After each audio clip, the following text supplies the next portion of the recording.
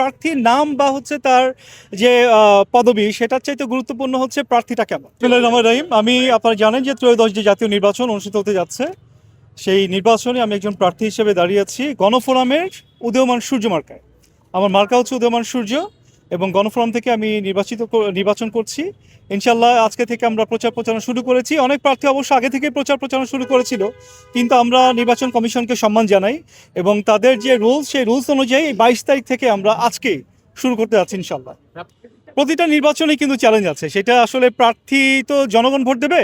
জনগণ যাকে মনে করবে যে সে এই এলাকার জন্য আসলে যোগ্য, তার জন্য কাজ করবে, জনগণের সাথে সবসময় থাকবে, নিশ্চয়ই জনগণের ভোটের উপরেই নির্ভর করবে কে জিতবে। আসলে প্রার্থীর নাম বা হচ্ছে তার যে পদবি সেটার চাইতে গুরুত্বপূর্ণ হচ্ছে প্রার্থীটা কেমন।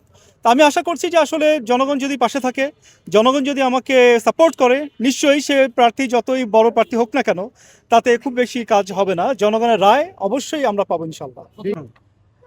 দেখেন, গত প্রায় 10 বছর আমরা রাজপথে ছিলাম, আন্দোলন সংগ্রামে করেছি এবং জনগণের ভোট এবং ভাতের যে অধিকার, সেই অধিকার রক্ষায় আমরা সবসময়ের জন্য জনগণের পাশে ছিলাম।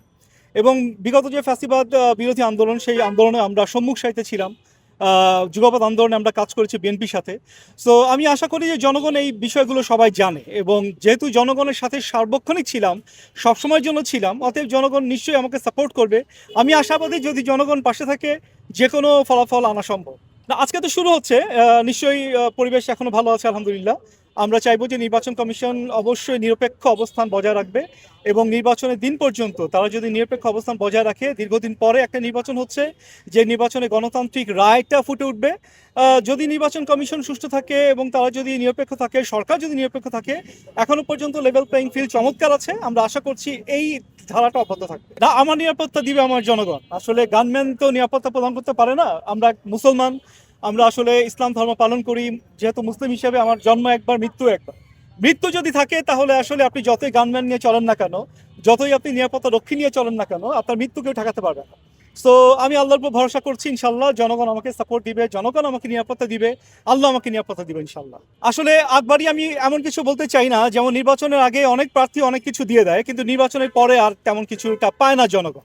আমরা জনগণকে বলতে চাই, যদি আমি নির্বাচিত হই, আপনাদের সমস্যাগুলো আপনারাই আমাকে বলবেন যে কোন কোন সমস্যাগুলো আছে। আমরা স্থানীয় প্রশাসন, আপনি জানেন যে প্রার্থীর পক্ষে একা কিন্তু কোনো সমস্যার সমাধান করা সম্ভব না। এখানে আসলে অনেকগুলো সরকারি সংস্থা জড়িত আছে, বিশেষ করে স্থানীয় সরকার আছে এবং সড়ক বিভাগ আছে, বিভিন্ন পর্যায়ের আপনার মন্ত্রণালয় আছে।